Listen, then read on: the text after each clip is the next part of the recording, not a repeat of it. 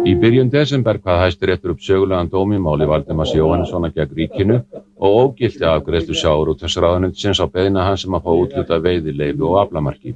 Samkvæmt dómi Hæstaréttar 5. grein laga stjórn fiskveiða í andstöðu við jafnræðisreglu stjórnarskrárinnar. Ég túlka með þetta sem sigur fyrir þjóðina sjálfa. Sigur fyrir þjóðina sem hefur verið beitt hörðu af Alþingi þannig að það hefur verið búin til reglur sem að mismunna mönnum á ómálefnalegan hátt til þess að nýta þessa sameiginlegu auðlind sem að fiskimiðin eru. Dómurinn skapaði óróa víða í efnahagskerfinu og fiskveiðikerfið var í uppnámi. Fljótlega fóru kvótaumsóknir að streyma inn. Eftir 10 daga hefðu 2400 umsóknir borist og vildu umsækjendur fá að veiða rúmlega 1.000.000 tonn af þorski. Forsætisráðherra sagði eftir að ríkisstjórnin hafði fjallað dóm Hæstaréttar að hann væri í mörgum atriðum afar óljós. Það vandamálið að lögfræðinga greinir mjög á það hvað þessi dómur þýðir. Eins og þið sjáið í fjölmiðlum, eitt segir þetta og annar hitt og það liggur alltaf fyrir að hugtakanotkun í dómnum er mjög á reiki sem flækir málið.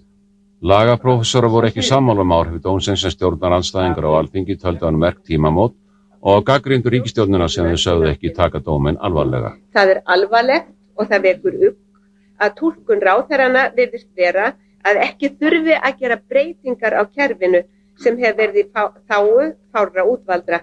Svar ríkisstjórnarinnar við dómnum var að breyta 5. grein fiskveiðistjórnarlaganna en gera ekki aðra breytingar á löggjöfinni. Samkvæmt því geta allir sem sækja fengið veiðileyfi en ekki aflaheimildir.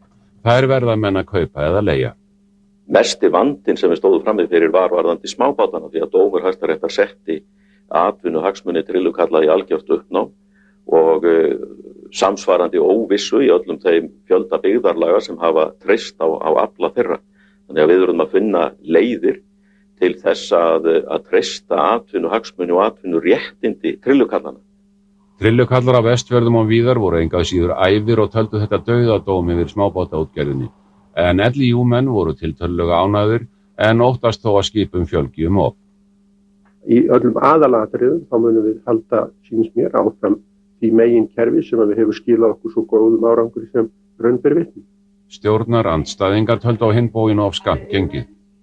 Það hefur þurft að breyta úthlutunarreglunum. Það er ekki gert. Þó þú fáið veiðileyfi, þú gerir ekkert með það. Þú voru að sækja það til þessara fáu sem að hinga til hafa fengið kvótan úthluta. Það er engin breyting gerð á því. Þetta mun kalla á málaferli. Ég reikna með strax á morgun. Reiði almennings, hatrama baráttu hér á þingi og út í samfélaginu. Frumvarp ríkisstjórnarinnar verður ekki afgreitt fyrr en á nýju ári.